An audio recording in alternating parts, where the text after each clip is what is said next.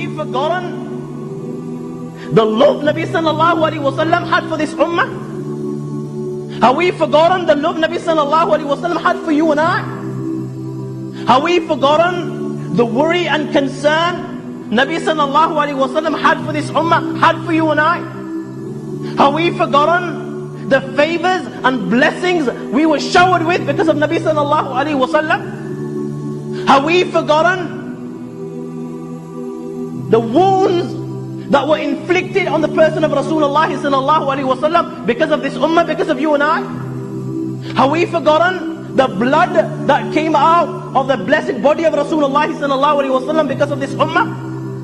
Have we forgotten the tears that rolled down Nabi sallallahu alaihi wasallam's eyes and the tears he sallallahu alaihi wasallam shed because of this ummah? Today, we have forgotten the teachings of Rasulullah sallallahu alaihi wasallam. Today, we neglect the teachings of Rasulullah sallallahu alaihi wasallam. Today, we have no value for Rasulullah sallallahu alaihi wasallam. We have no value for his sunnah. My brothers, today, we neglect the rights of Rasulullah sallallahu alaihi wasallam. I ask you, did Nabi sallallahu alaihi wasallam ever forget you once?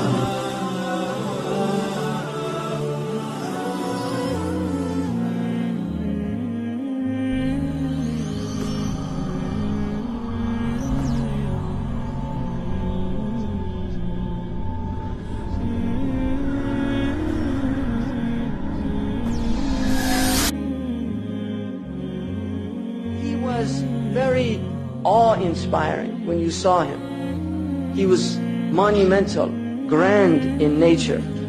His face was like a moon on Laylat al-Badr that had a light coming out of it like the moon on Laylat al-Badr. He was taller than a moderate build, but not exceedingly tall.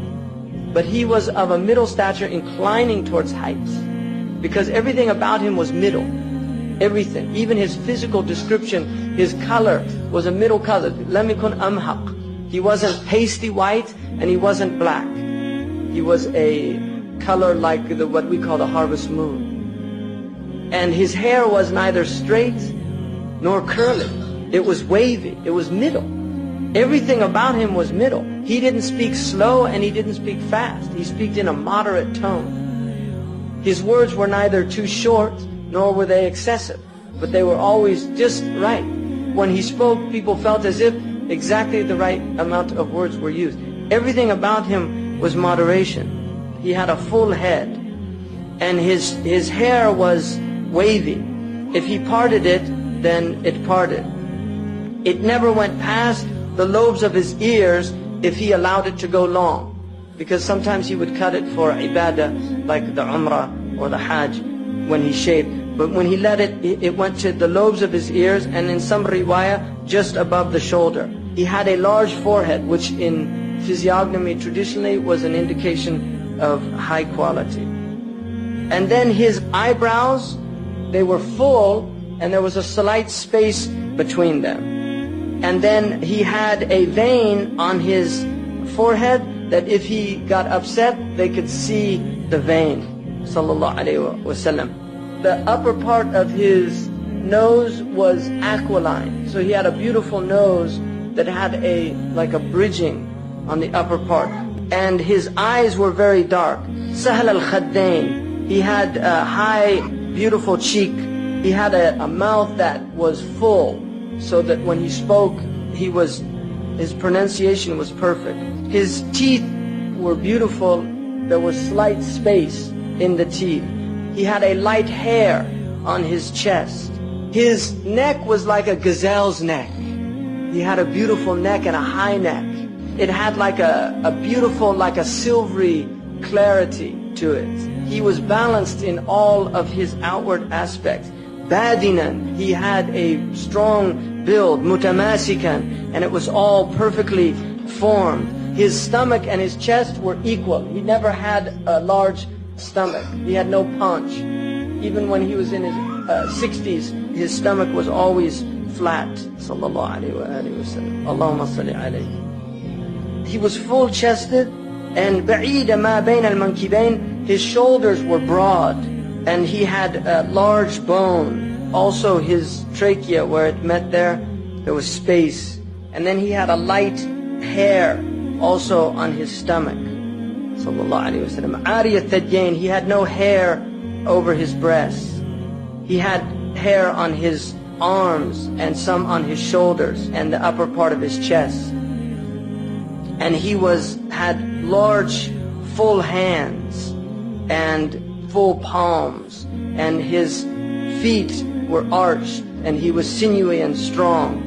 Limbs were strong, and he had full calves, but his feet were so smooth that water would pour off. Sallallahu alayhi wasallam. And then when he walked softly, quick-paced, as if he was walking on an incline. When he looked to somebody, he didn't just turn like this, he moved his entire body, sallallahu alayhi wa sallam, to give full attention to that person. He looked more at the ground than he did up. His glance was generally down because of the power of his glance. And then most of his looking was mulahadha. When he looked at people, he didn't maintain his stare. He would look and then move away. So as he looked at people, he never fixed his focus on people because of the effect that would have on the people. He was always grief-stricken. What that means is that if you looked at him, like if you saw him in the mosque, sallallahu alayhi wa sallam, if you saw him in the mosque and you looked at him, you would think that he was grief-stricken because the istighraq, his presence with his Lord was so intense that his face would have a sense of being completely absorbed in thought. He smiled. He always looked at people and smiled and made them feel joyful. He never made people feel depressed. He laughed at things that they laughed at. And Aisha said, كَانَ مَزَّاحًا فِي الْبَيْتِ. He was always joking with us in the house. I joke, but I never tell a lie in my jokes. Always I speak the truth.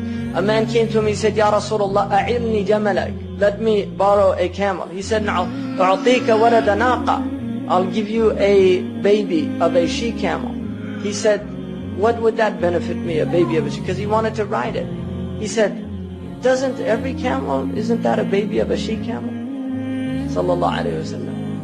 And then another time, a woman, Ajuz, came up to him and said, Ya Rasulullah, أَأَدْخُلَ الْجَنَّةِ? Am I going to go to paradise? He said, لَا تَدْخُلَنَّ الْجَنَّةِ Ajuz. Old women don't go to paradise. And she became so upset. And then he laughed and said, سَتَدْخُلِنَّ شَابَّةً. You're going to go in young and youthful. And then she was happy. Another time the Prophet ﷺ, he laughed at things. One man came to him and said, Ya Rasulullah, halaktu. He said, ماذا حل؟ وقعت زوجتي في رمضان. I slept with my wife in Ramadan. And I made an oath that I wouldn't. And I hadn't made the takfir. Because in Sharia you have to make the kafara if you do a dhihar or the ilah or anything that prohibit a man from a wife. He said, what did you do? ما حملك على ذلك? What made you do that? He said, Ya Rasulullah, رأيت بياض حجليها في القمر فوقعت عليه. He said, I saw my wife in the moonlight and I couldn't help myself. And the ضحك Rasulullah. He laughed at the man. He said, لا تفعل ذلك. No, كفر. Go and do your the expiation. دائم الفكرة. He was always reflecting. He didn't take rest like other people. He was concerned about his ummah. He never spoke about anything that was unnecessary. He had long periods of silence. He used to open his words and close them with a full expression when he spoke. He spoke with comprehensive words, sallallahu alayhi wasallam. He never had excess. He was never of a loss of words. He had soft and gentle character. Jamat al-akhlaq. He was not harsh. The Prophet sallallahu alayhi wasallam was not harsh. فَبِرَحْمَةٍ مِّنَ اللَّهِ لِنْتَ لَهُ. It's by a mercy of your Lord that you were gentle. And if you were harsh-hearted, they would have fled from around you. He wasn't gruff or harsh ever. He always elevated the blessing, even if it was a minute blessing. He never found fault in anything, even a small amount of food. Any type of food that was given to eat, he didn't find fault in it. Nor did he excessively praise. He never, there was never anything, because if he got upset, it never put him in a state of agitation. There was never a time when a right was presented to him except that he would go to fulfill that right. He never got upset for himself, nor did he ever seek any redress for a wrong done to him. He didn't point with his finger, he pointed with the whole hand. And he would say, Subhanallah, yaqribu kafu, Subhanallah, idha ta'ajjaba. If he spoke, he would put his right thumb into his left palm, like that when he was speaking. Sallallahu alayhi wa alihi wa sallam. Allahumma salli ala Sayyidina Muhammad.